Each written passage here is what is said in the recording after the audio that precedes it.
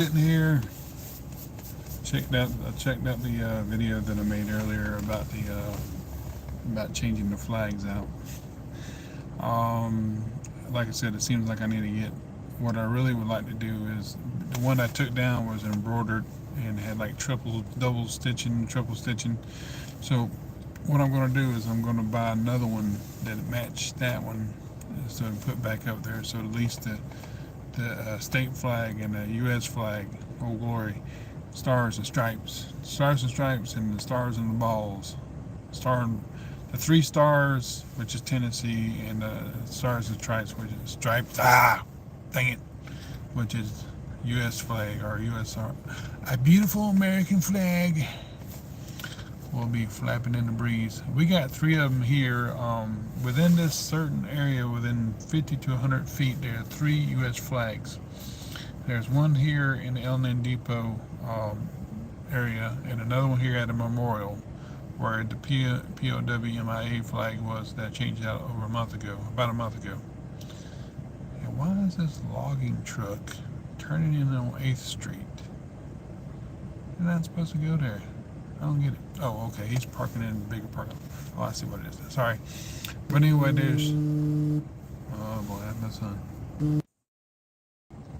Oops. Oops. My son won't borrow the loaner. He gets like that sometimes. He likes to. The last loaner I had, not this one. I had the same one last week. But a couple months ago, I got my light bulbs changed and everything. My light lamps fixed. I had like a minivan, so he borrowed that. Hello, Courtney. How you doing? So this is, like I said, another type of testimony about myself. And hey, Serena. And so anyway. This is going to be one of those videos where I kind of tell all, and if any other Christian or believer watches this and they think they can judge me or be judgmental over me and say, you should do this, you should pray about this and pray about that, and God doesn't want you this and God doesn't want you that, and blah, blah, blah, and act as though you don't have the problem in your life and I'm the only one that does, then no, I'm not. I'm just saying there are Christians who do that. Then you really need to consider yourself that you have problems and issues too. And I'm speaking mainly to those believers that might watch this that I know personally, because some believers can be like that. They like Christians. They say, well, oh, you should pray about that. You should this. You should that. You should whatever. That's not a good thing to go through. Yeah, do that, Severino. Severino, that's your name? Thank you for that. That's a very good little plug thing. Is that what you call it, a plug? Plug-in? I don't know.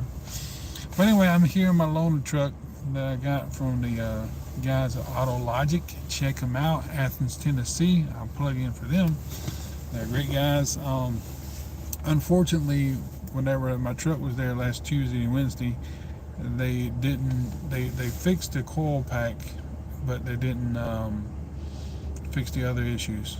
But those issues consist of, like what my truck was doing last year, it was kind of like, acting a little funny in the cold and all that stuff, and it was like lean on this bank and lean on that bank and this, that, and the other, and so it was like a vacuum issue problem, whatever, and so I put some, it got a little warmer, not really warm, but put some Lucas engine treatment in it and it seemed to work. So anyway, throughout the year it wasn't acting up as much, even though I had a coil pack kind of dangling because the screw got stripped. So I took it there last week and they put new brakes on it for me on the front, which is start doing that wind down sound because evidently the brakes need to be fixed. And so anyway, long story short, they got the brakes fixed, but and the sound that it was making them. But the thing of it is, it was that the coil pack had to be tightened down. They finally did that, and this guy did a great job at it. But There's some issues that are happening because it gets cold. I was going home this morning and it was doing a little bit of that sputtering and everything, and the check engine light come on. I was going to take it straight on home. Check engine light come on before I got past the Justice Center coming out of Athens, and I was like, oh crap. So the Auto Logic being right down the road from the jail, took it there, parked it, and let it run for just a minute. Next thing I know, it just stalls out, just quits at 500 RPMs. I'm like, come on.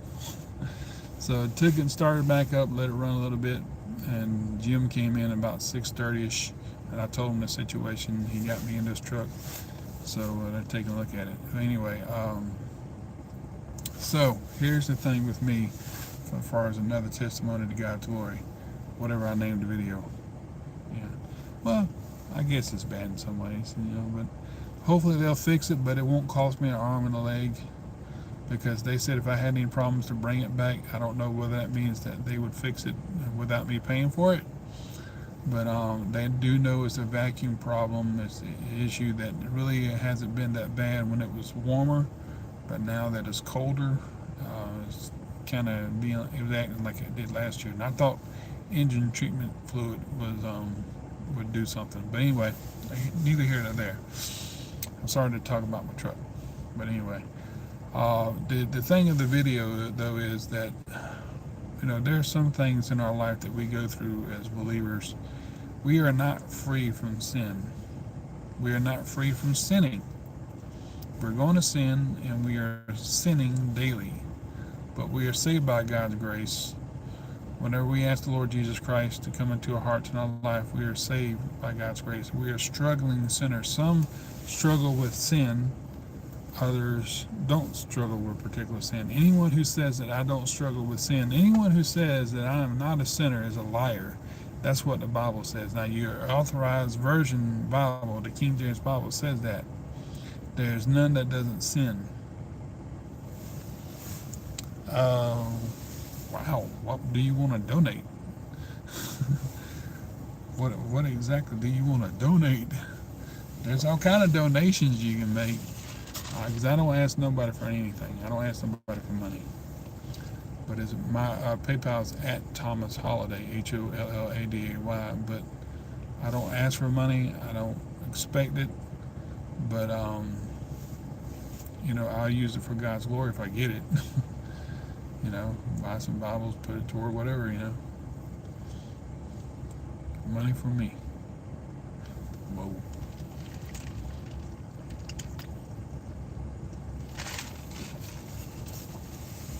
Because there are times when I ask for help. Like last year, I asked for help because I really needed it. Because I didn't at this time, a month ago. At this time, I did not have a job last year. At this time, oh Lord, excuse me, it's my son. My son butt dial.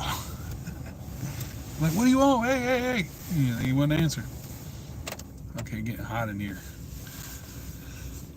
So, everybody has some kind of thing in their life, that they consider maybe sinful or not good or just disturbing, or something about them.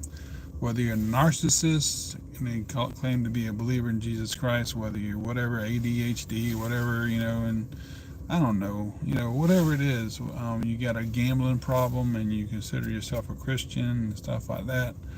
It could be any issue. It can be anything. But anyway, again, Severino, it's at Thomas Holiday. It's my PayPal, but I'm not asking. But if you want to, I'll whatever you give. If you give $1, I'll put it to God's glory, because I'll make sure your name is attached to that, and that goes for God's glory, not for Butch. Okay. Of course, I appreciate that. If it's for my truck, great. Oh, okay. Yeah, I don't have anything other than that myself. I'm just have a PayPal, and that's it. I don't have that Cash App or whatever you call it. But anyway, we all have sin in our lives and things of that nature. We all have things we struggle with. We all have things that were part of our life we don't want to be part of our lives. And even some who call themselves Christians and whatever, or believers, have that part of their life, and they think, hey, it's okay. I glorify God, and it's okay if I have this gambling problem. It's okay if I have this smoking problem. It's okay if I have this drinking problem. What have you? Hey, HK email, how you doing? So anyway, when I was a little fella, I'm gonna tell you like this. When I was a little fella, I had this really nice warm jacket that I really really liked. It was a button-up jacket. It was like a corduroy, and it was fur lined. I think it was furry lined stuff. And when it was cold, my mom and my dad would dress me out in this jacket, and it felt. I remember I was just a toddler, y'all, and this is 47 years ago, and I'm like 5 or 6 maybe, and it felt so good just to wear it. I wore it around the house, so I think, or something like that. My mom said I loved that jacket. But I remember when I put it on, it kind of brushed up against my ears, and it felt so warm around my neck. And as a little boy, I don't know how in the world I remember things like that. I just loved the feel of it. And they would put this little toboggan thing on my head and everything. Whenever my dad took me out to see my grandma or whatever, he made sure, whatever, told my grandma, hey, tell grandma you enjoyed it, the supper or whatever. And he'd be putting my coat on me. It'd be really cold out.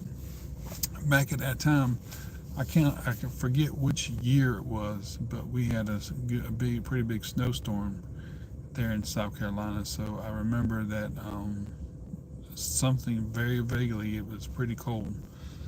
And as I got older and everything, we had some snowstorms, but not like what we have here in Tennessee. It was the last snowstorm I remember was, oh gosh, years ago, in South Carolina, but Tennessee has been recent. But anyway, the whole thing of the matter was, I had I think I had this fascination with furry things.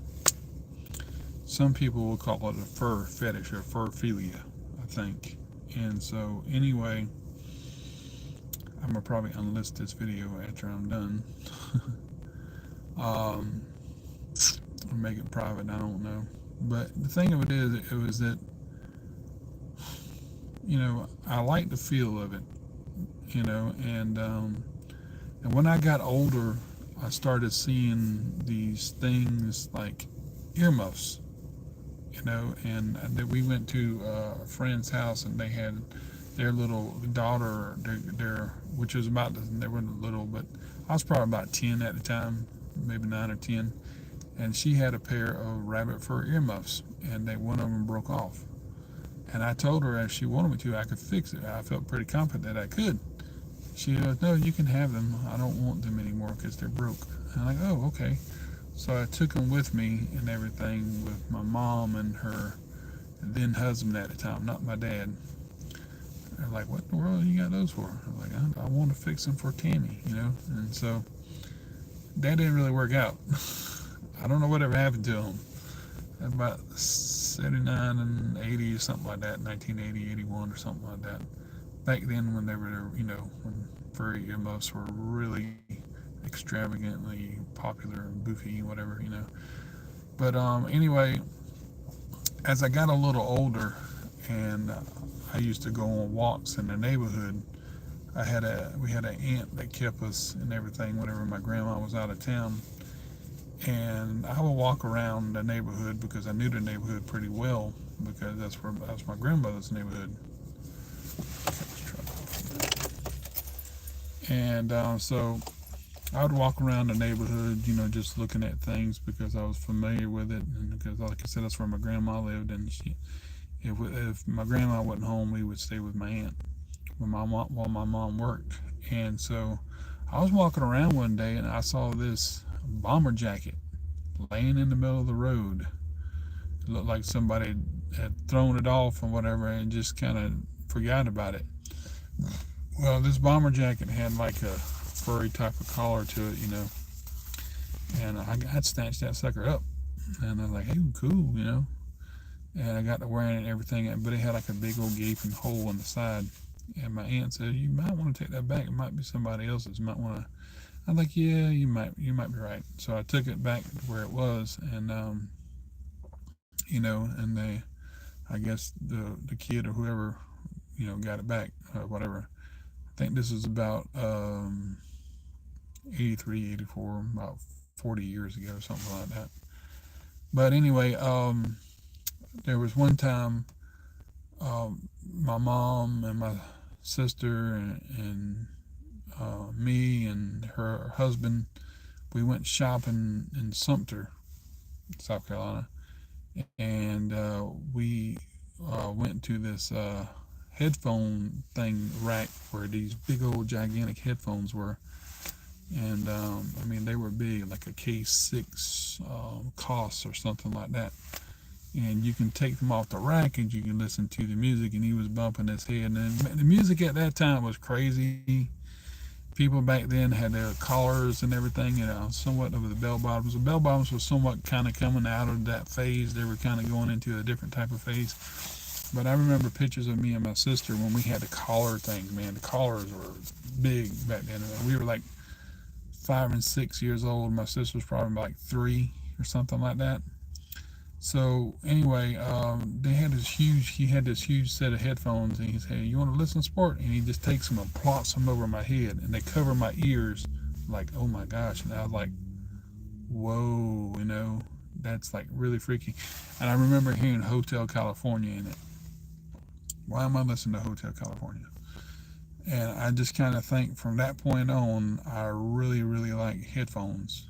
And or in this case, it kind of translated from headphones to earmuffs because I like the feel of fur. And I don't know what it is, whether you're like 6, 7, 8 years old. I've seen a lot of stories about people, about guys who had a fascination or fur fetish for earmuffs or furry things when they were toddlers, post toddlers.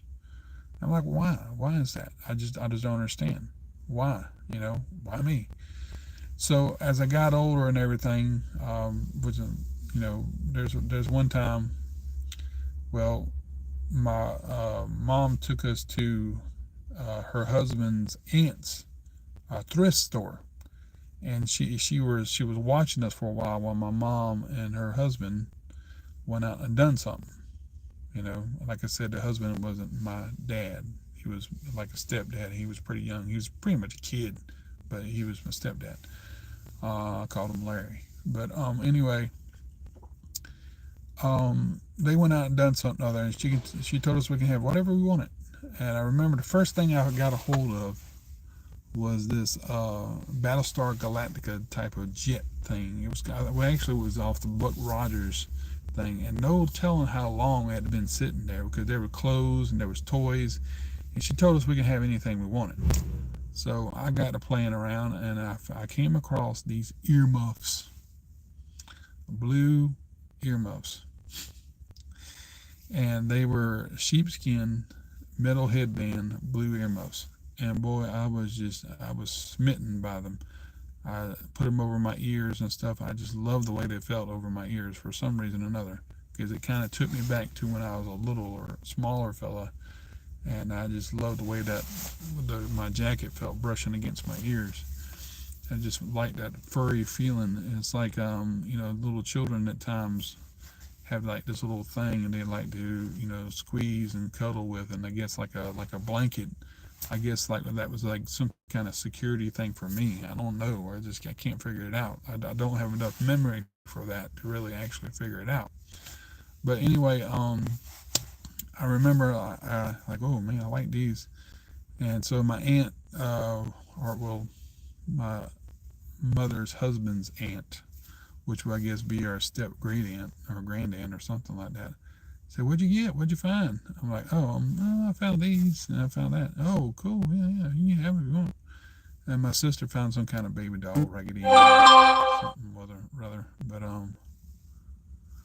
and let's see. And so anyway, my aunt kept us again, and I would take those earmuffs everywhere with me.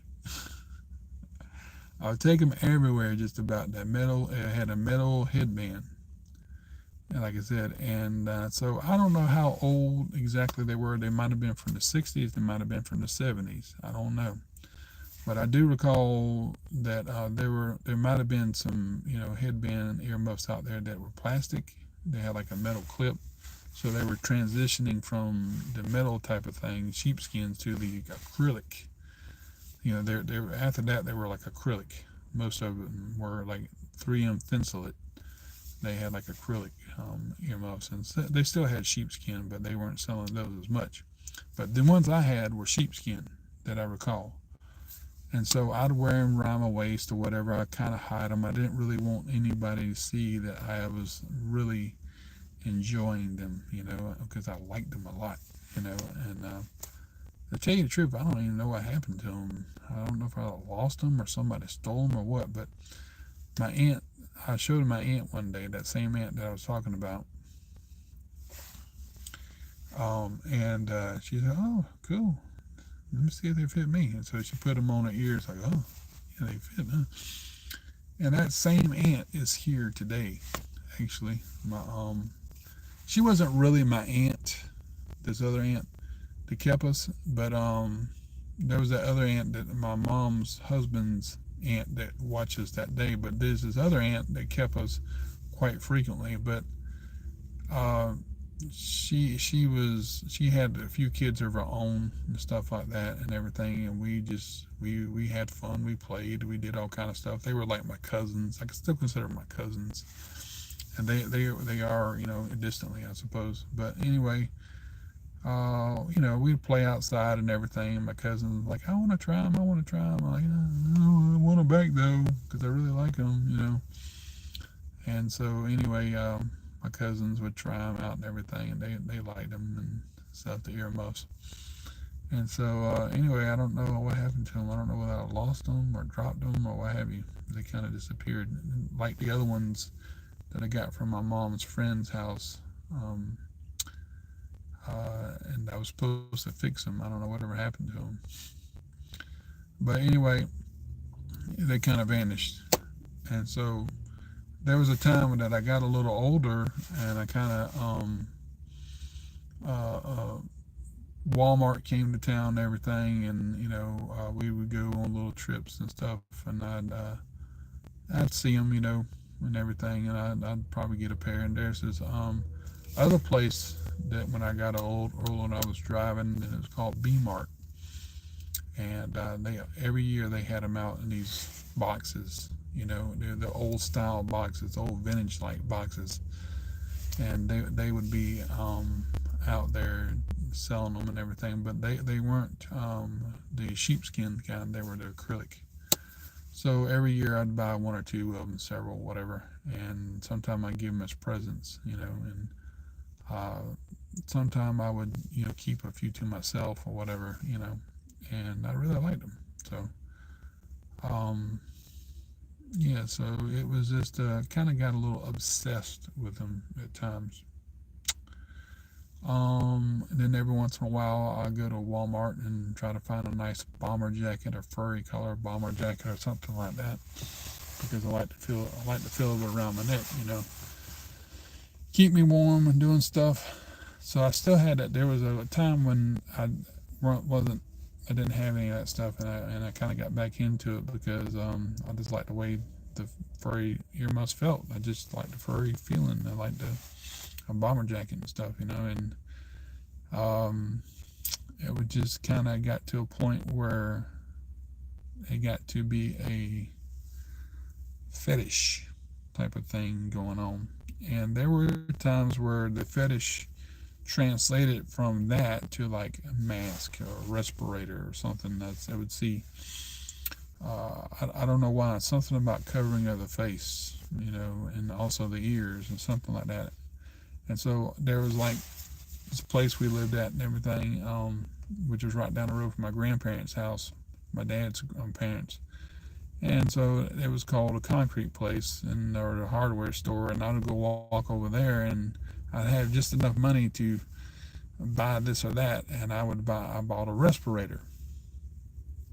Why did I do that? I don't know. And I also had some earmuffs. I don't know why. Just can't remember exactly why I got them for her, but I take the furry part off the earmuff and I put it over the round part of the respirator.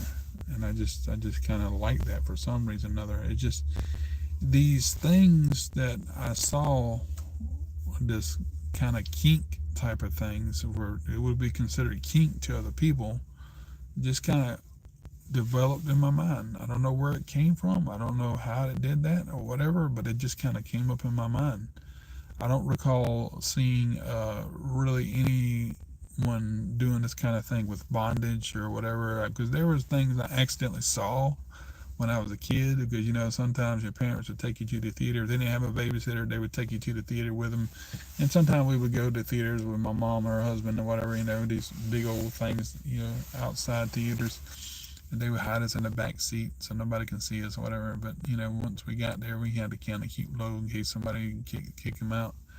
And we saw things we probably shouldn't have saw. I can't recall exactly what it was, and walked in and accidentally in on things, things like that. But I don't remember anything whatsoever being about furry stuff, that I can recall, except for a Hustler magazine that somebody had, a cousin had at my dad's house one time, and they had a woman standing up with furry earmuffs on, almost naked. So I was like, ooh, that was a long time ago. Things like that. But for the most part, as I grew up and as I got older, every year I would go to B Mart, or I actually go to Walmart and buy some earmuffs or whatever, and keep some and give some to other people. I had a couple girlfriends that I would buy some for. I went on this trip to help out and lay carpet and stuff and everything. There was a Kmart beside the store. And so I went over there and I played around there and looked around, and there were these earmuffs that were furry on both sides. I said, I bet she'd like a set of these. And so I bought her some. One of my girlfriends. Well, we're kind of like girlfriend on and off again kind of thing, kind of like, mutual friends with benefits or something like that. I don't know. That's well, benefits went at the time, but we were friends, friendly, and so they were kind of sunk, depressed in the middle, so your ears can have enough room in there and everything. And I really liked them, and I bought her a set and everything, and I bought me some. And she came over one day in her Pontiac, whatever, and everything, and so about 93, 94 or something like that, about 30 years ago. And so I was in my early 20s, and she was too. And she put them on. They felt nice. I like these, and she still has them actually. She still has the earmuffs, and I asked her about them, and she reached over there and put them on my ears, and I think it kind of got her aroused as much as it got me aroused. I thought there's something, I don't know, but like I said, I might have to just unlist this video for saying all that. But anyway, it was just one of those things where it was pretty cool. It was for her and for me, I guess, because we had the same type of interest, and mostly. And so there were times when she would come over and she bought a pair, because she'd know that whatever they kind of affected me in that way, and she would you know help me with that, I suppose. And it was just one of those things that kind of she knew I liked, and particularly with her modeling. I'll just say it like that. It's embarrassing enough to admit this. But like I said, we all have something in our lives. And so as time went on, it was just it kind of took a back seat eventually, because I had a son and stuff, and my wife, and my wife would also do the same thing. She would model them for me and everything. I had another girlfriend that did that too, and but not as much. She really wasn't into it, and I got her to wear my bomber jacket and everything, and some earmuffs. Taking her home one night, and I'm like, oh my gosh, I'm about to freaking drool here. She looked so pretty, and cute and everything. She wore them for me. She modeled them, and he wore them until we got home because it was cold. And then later on, I got married and stuff, and my wife would do the same thing my other girlfriend did. And she just kind of teased me with them, earmuffs and stuff, because she knew I liked them. And I liked them. Well, yeah. So anyway, one thing led to another, and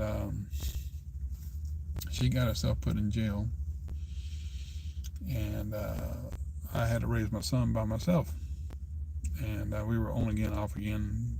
One minute we were back together, the next minute we were couldn't stand each other, and so she got herself put in jail, and she got tried to get me put in jail for one time, and something I didn't do, but that was a short term thing, and anyway, she got put in jail for like 17 years, and I moved here to Tennessee back in 2008 with my son. So all that stuff wasn't on my mind. I wasn't really into it as much because you know, or well, there was a couple times before I left Tennessee, and that girlfriend that I had, the significant other almost with benefits, she would tease me still and everything, and kind of fall into it, and I'd get a few and everything, and did whatever I did with them, and and so anyway, I got a security job. So I had a security job at that time, and they had bomber jackets. I think I actually wanted a security job just so I could get a bomber jacket with a furry collar, because the one I had, well, oh my gosh, it felt so good around my neck. The other one I made the other day, the other night, it's cold in here. That was more. That wasn't like the one that I had. It was the one I had was more plush and softer, from another security company. And so anyway, I really missed that jacket because actually there was another one that I bought from Walmart, and I had it in the closet. And whenever I left, I was supposed to come back and get it. And I think my sister got a hold of it, and of course she brought back other stuff, but she never brought that one back. But anyway, something with the fur, something with some kind of fur fetish. I don't know how I got it, why I got it. Some fur fetish, respirator, mask fetish type of thing. And there are things all over the internet now, all over Instagram, all over Facebook, all over, well, not Facebook, all over TikTok probably now, and other sites that kind of like, hey, earmuffs here, earmuffs there, and these certain fetishes and everything, and they pop up and everything, and it just doesn't really help matters when you're struggling, and um, of course I got a pair of hearing protectors. I got several pair of earmuff hearing protectors, and so I use them for loud noises and entertainment, and to keep my ears warm when I'm outside, like such as the case the other night. I used them, and so I try not to let myself go beyond that, because I do know that I can get really aroused at times on certain situations when I wear them. Not all the time, but sometimes. As far as the mask fetish, respirator fetish goes, it's kind of toned down a bit. But so there were times whenever I'm a believer in Jesus Christ, I really am. But there are times whenever I go to listening to things that I shouldn't listen to. There will be times when I kind of get into things when I shouldn't be into them, because I'm more serving more of the flesh than I am uh, trying to give God the glory in the things that are of His Word, you know. And I'm trying more to give into my cravings, I guess, my fleshly cravings, when it comes to certain fetishes and stuff like that. There are things out there, internet thing called headfet, um, where you see earmuffs and headphones and stuff like that, and people post things on that. So I might post things that are pretty cute, like a woman wearing them or whatever, but I try to stay away from when it comes to erotic fetishes, which concern fur and those kind of things, headphones and earmuffs or whatever. earmuff, erotic hypnosis, fur bondage, or whatever. I try to stay away from that. But I'm not infallible. I am fallible, and I fail daily. I fail daily, and I screw up. And there are times when I just give in to those cravings, and I don't want to. Whenever it's done and over with, I feel bad about it. So, like I said, if there's any other Christian out there who hears this and says, "Oh, you should do this," "Oh, you should," you got problems too. You got problems too. Don't act like you don't. Don't act like your poop don't stink. You know you got problems. Oh, I'll pray for you. No, no, no. You don't need to pray for me. You can pray for me, yeah, and I'll pray for you too, whatever yours is, because we're going to struggle with sin no matter what, or in this case, things and cravings of the flesh. How I got it, I don't know. I have no idea how I got it, why I got it. The things of this world probably drug my mind, or the things that the certain situations that whenever I was growing up, or certain clothing, certain things that I saw as a child might have took a hold in my mind, and to when I got older, I craved those things. I had the money to buy them and stuff like that. And so now that I have a jacket, that's a security guard jacket and everything, and it was that kind of type of color. I got headphones, I got earmuffs that I give out to people at times. I do that. I give people earmuffs. I buy them to give them out because I want to see people warm and cuddly. But when it comes to the perverted stuff, I stay away from it because that's not who I am. And some people might take it that way.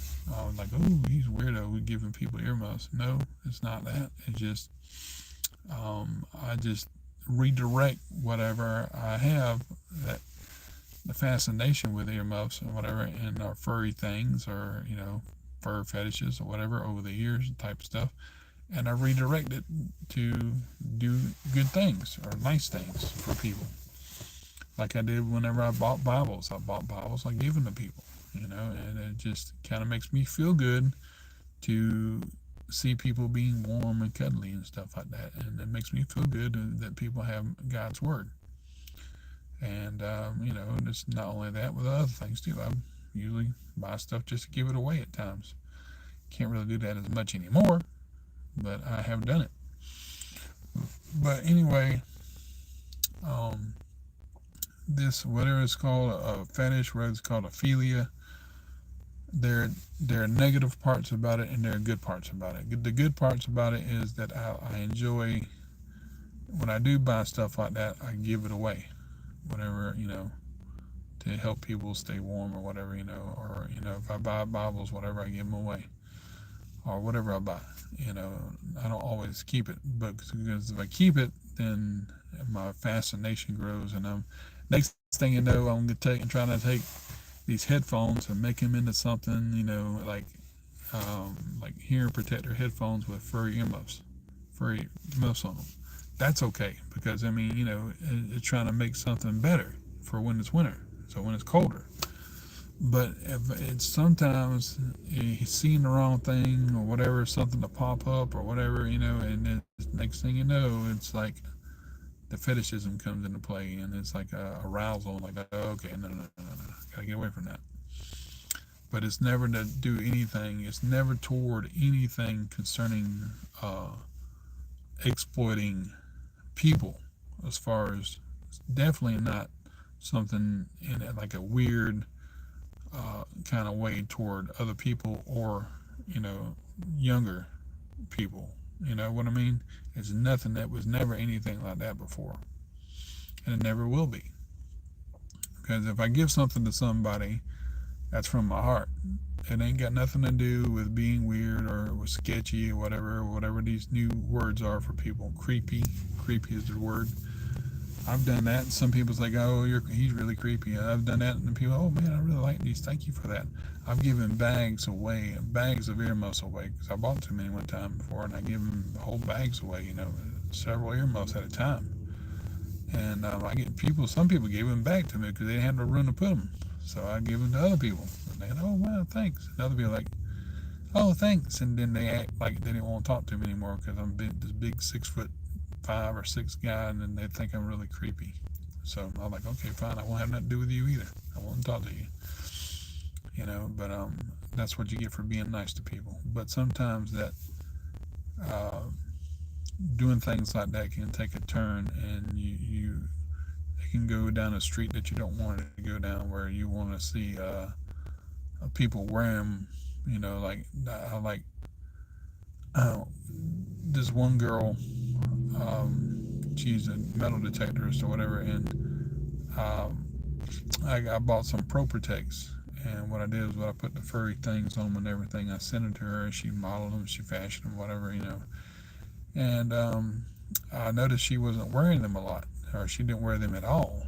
And I told her, I said, well, if you want to give them back, send them back or whatever, that's fine too, because I can give them to somebody who wants them. You obviously don't want them. So I just kind of, she really showed them all for me when she first got them and everything, and this, that, and the other. She, oh my gosh, it's so adorable. I love them so much. But she never wore them. I wanted to see her wear them, because she told me she would be wearing them out when it's cold in winter. And I think I expected too much, to tell you the truth. I expected too much from her concerning the hearing protectors with the furry embos on them. I expected too much from her, and I wrote her. I said, look, if you want to just give them back, that'd be great. Because I'll redirect them and send them to somebody else or whatever. Or if you want them, then I could probably take the muffs and actually truly fit them properly, because I figured out how to make the earmuff fit on top of the hearing protector, and then make them look like actual earmuffs on the hearing protectors that they came with them, or something like that. Being her colors were pink and black, I figured I can do this now, I can do that now. I figured out how to do it, but I hadn't got a response back from it yet. And some people I've sent hearing protectors before, and they really liked them and everything, one with the gel ear pads and stuff like that, and they really, really liked them, and they have made videos and stuff, and they showed me, oh my, I can't believe you sent me this, thank you so much. Others were like, oh, thanks. And then they were really, standoffish about it, as if, I was offending them. But they took what they wanted, but then they got all offended, like it's like, thank you, bye, fine, whatever. Just don't associate with those people no more. But anyway, like I said, though, it can be to a point where you see certain things on TV, you see certain things on the internet, and you're like, ooh, and it gets arousing. And so there's times whenever that comes into play, I just kind of try to back off. Do I always back off? No. But again, I'm not going to go into detail of what happens when I don't back off. I'm not going to go into detail about it, because everybody has their thing. Everybody has arousals. Everybody has fetishes. Everybody has sins in their life, cravings of the flesh, and you act on it. And whether it's lust or whatever it is, people act on their things in their life. And if you can sit there as a believer in Jesus Christ and tell me you have no lust in your life, you have no cravings of the flesh, you are a liar. You are a liar if you sit there and tell me that you have none of those things that happen in your life. And I'll tell you, you are a bald-faced liar, because you still sin in this life. You don't want to go through those things. Sometimes the pleasure of the moment isn't worth the consequences of the future. And I know that. I tell myself that all the time. The pleasures of the moment aren't worth the consequences of the future. Because it's not so much as like, oh, I'm going to break out and burst asunder from this cravings of the flesh that I had. It's just that I feel ashamed of the craving. I feel ashamed of the fleshly desires, and at some points, depending on what it is. It can be anything. It can be anything. It can be seeing a sexy girl walking down the street or something like that. And at the same time, I'm still married, even though my wife don't want to have nothing to do with me. I surely don't want to have nothing to do with her. She's narcissistic, mostly narcissistic, not all the way. But there's things we have in our life, the flesh that we have in our life. We go through things that we sometimes don't want to go through, and other things are like, oh, I like this. But when it's done and over with, sin revived and I died, as Paul says, Romans chapter 7. That sinful man, that man of flesh, keeps rearing his ugly head. And there will be a time when we won't have to deal with it. But right now, we got to deal with the dead body of sin. We got to deal with this body of flesh. So whenever I think about the Bible, that's what I'm gravitating to more than anything. Sin revived and I died. Romans chapter 7 in the Authorized Version, King James Bible, of course. So anyway, we all have fetishes or some kind of philias or whatever. We all have things that we like and desire, crave in the flesh, whatever it might be. People say, "Oh, that's weird, that's creepy, that's cringy," But oh well, you have weird, creepy, cringy stuff too. And don't act like you don't. Don't act like your poop don't stink. Whoever you might be, believer or not believer, don't act like your poop don't stink because it does. When you're coming out of the bathroom, you have to spray. You know it. So when you come out with your fetishes and your philia, whatever your cravings are, whether you like it or not, or whether you like, oh, I'm glad, I just love the way I felt there, or whether it's like hypno fetishes or fur fetishes, or whether it's smelling your own poop fetish. Oh God, oh. Cravings of the flesh, of gambling or smoking or drinking or um, constantly doing sexual deeds or whatever, or looking voyeurism or whatever it is, you have sin in your life. Whether you're a believer or not, you're going to have sin in your life until the Lord returns, until things are cleared away. Those who truly trust Him and love Him will be renewed, and those who don't, well, we know if you read the book, then you know what happened. So, we all live with this fleshly desires, plural, and we all go through the same thing concerning the flesh. And that's why the Bible's there, that's why God's Word's there, to remind us of these things, to remind us we have a battle against this flesh, against this fleshly man we deal with every single day. And until the Lord returns, we're going to have to deal with him or her or what our fleshly desires until the Lord returns. So, and if you ain't like you ain't got to deal with that you're a perfect Christian or whatever, or that that's not something you have to deal with, even if not dealing with something I'm dealing with on a daily basis, you're dealing with something on a daily basis other than that. And don't think you aren't. You know, something inside you, that fleshly desire, that craving, that man of flesh, that man of sin in your life, that body of death that Romans 7 talks about in the Authorized Version King James Bible, of course. But anyway, just wanted to share that with you because that's the things that I'm dealing with. And it might sound creepy, cringy, whatever, scary to you, but if you were telling me your things are honest with me as I'm trying to be honest with you, then I was like, hey, that's creepy, scary, cringy to me. But at the same time, we all go through something, and so that's the best time to unite as brethren and sisters in the Lord, brothers and sisters in the Lord, and say, hey, it's good to admit that what you're going through, because confess your faults before your brethren, but not that I have to go to you as a Catholic priest or some other person like, oh, I'm a sinner, and I messed up, and because are you afraid of judgment or judgment from them? Because I'm not afraid of who might judge me as a Christian. I'll stand before God and be judged by Him. And if any other Christian gets on here and watches this video and sees what I'm saying, and gets on here and says, oh, you should this and you shouldn't that, and you need to pray about this, is the spirit of this, the spirit of whatever, blah, blah, blah, blah, blah. Well, as we know, the Lord allows some things to affect people. He actually allows certain sins to buffet some people, like with Paul with his thorn in his flesh, and so that happens. That happens for a reason. Whether it's in our fleshly life or whether it's in life in general, bad things happen. Truck breaks down, house catches on fire. I hope it never does for anybody, but those things happen. And until the Lord returns, until we are changed in the twinkling of an eye, we're going to have to endure the same thing. There might be times where we can endure over certain things, but we still got other things we have to endure. Like with me, oh my gosh, y'all, look at this.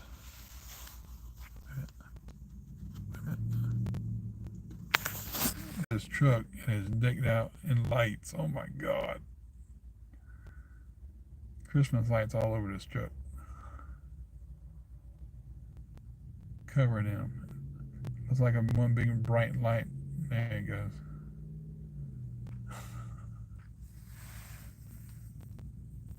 That was weird.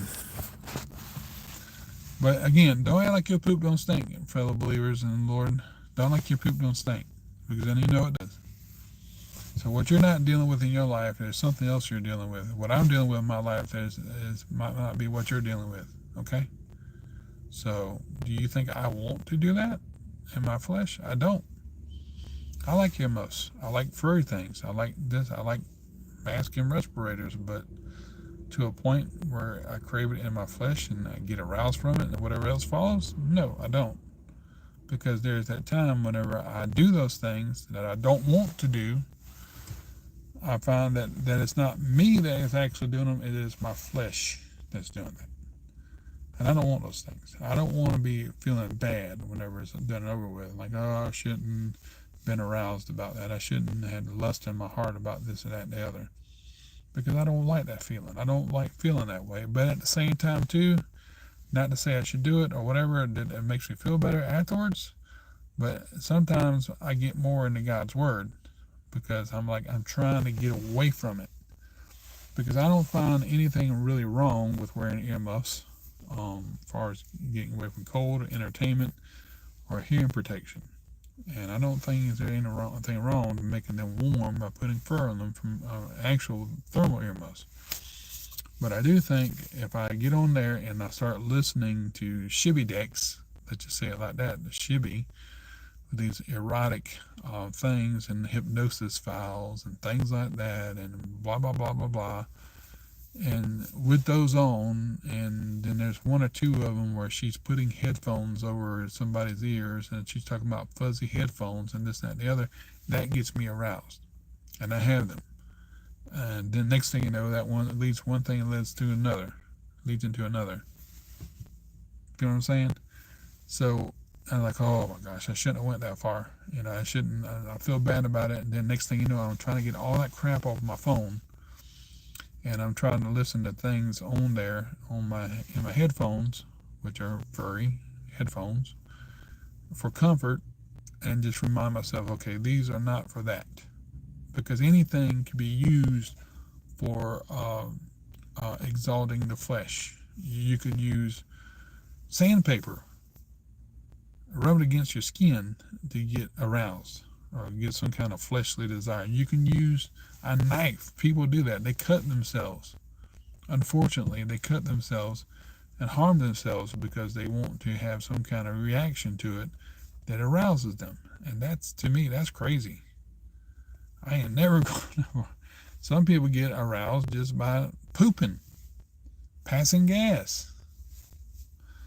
No, that's not me, but actually I don't judge that person for that, whether they're saved or not saved. But that's just not me. That's not the way I float. Where these things come from, a psychologist could probably tell you it's your inner this and inner that and blah, blah, blah, blah, blah, blah, blah. Just yummy, yummy, yummy, yummy. That's all they do. Psychologists don't really know. Shrinks don't really know, because they had the same problems too. And if they tell you they don't, they are lying to you.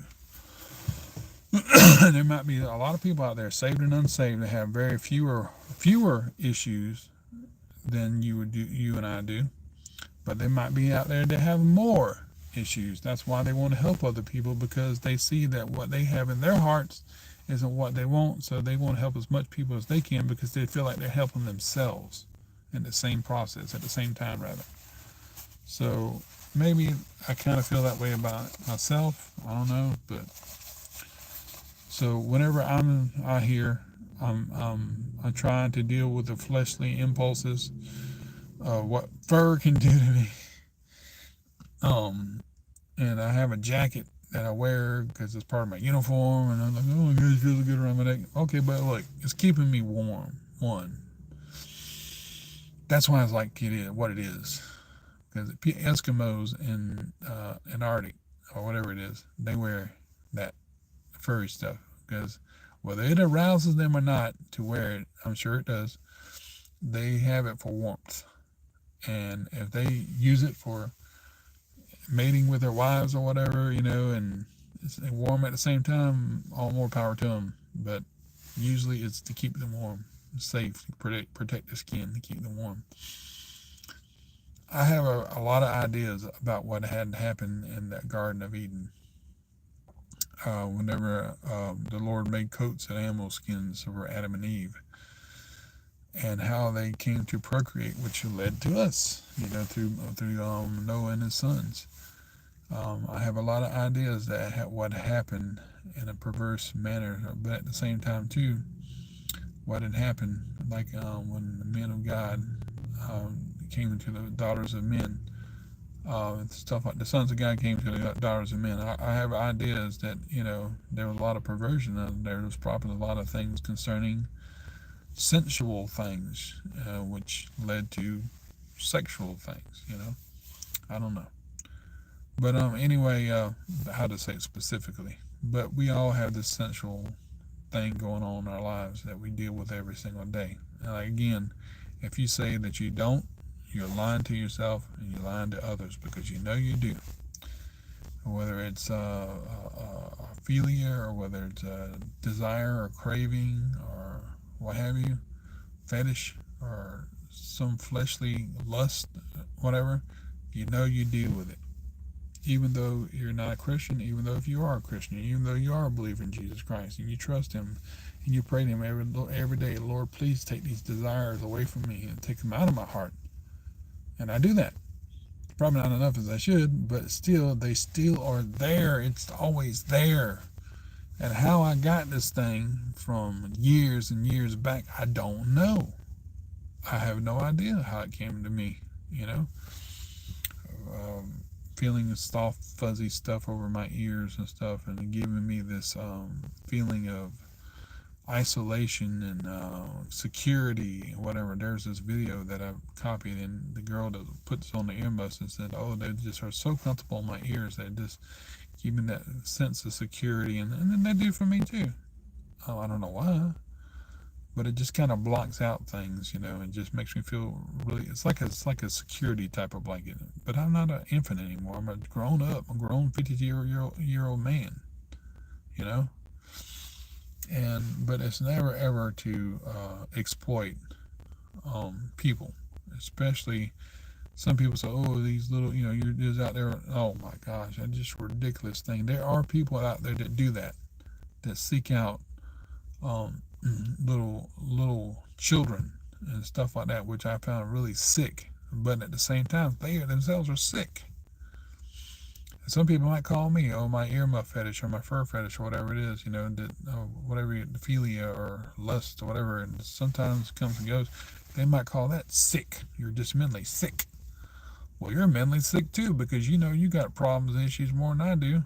You're gonna call me sick. I wouldn't call you sick.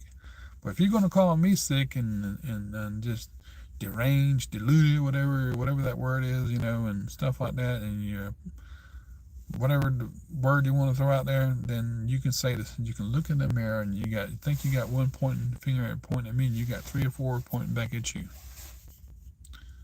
You got 3 or 4 pointing at you, so you're just as guilty as anybody else out there who says, you're sick for being that. You're sick for feeling that way. You're sick for that. You can be a pervert. You can be a pedophile. You can be this. You can be that. Blah, blah, blah, blah, blah. At least I'm getting on here and admitting it.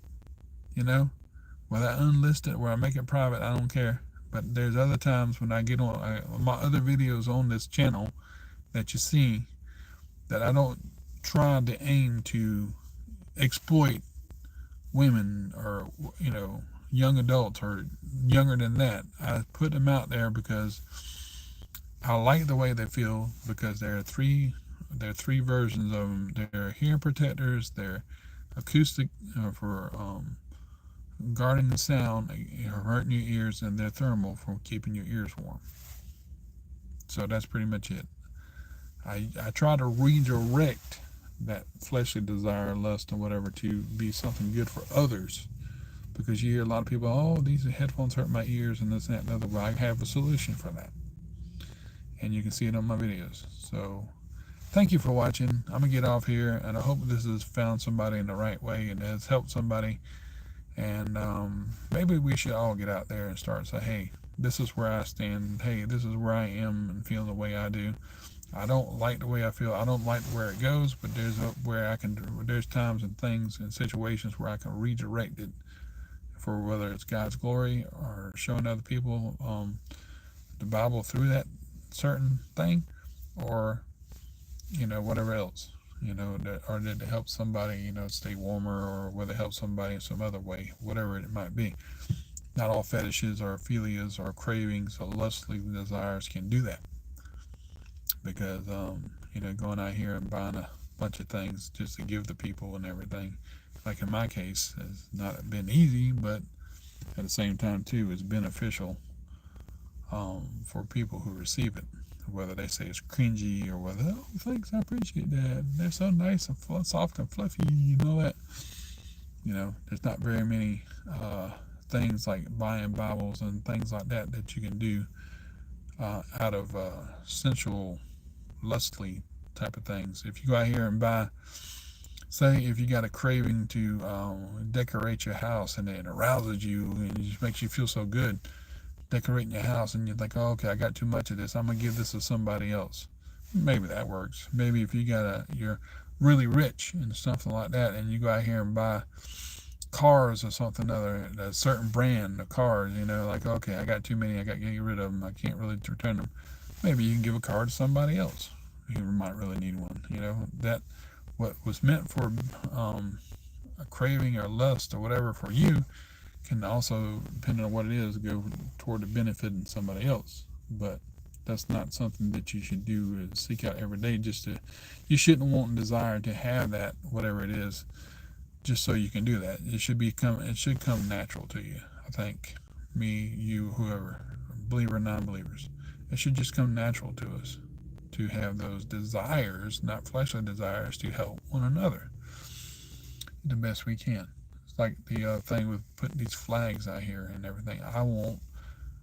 It doesn't really, the color of the flag and the way it feels and all that stuff, it doesn't turn me on. It doesn't arouse me. It doesn't give me any kind of fleshly desire or sensual desire or whatever, craving or whatever. I just want to see the thing done to where the darn flag is not flapping in the wind all tattered up. It just annoys the crap out of me. So that's why I went and changed them. So anyway, things like that.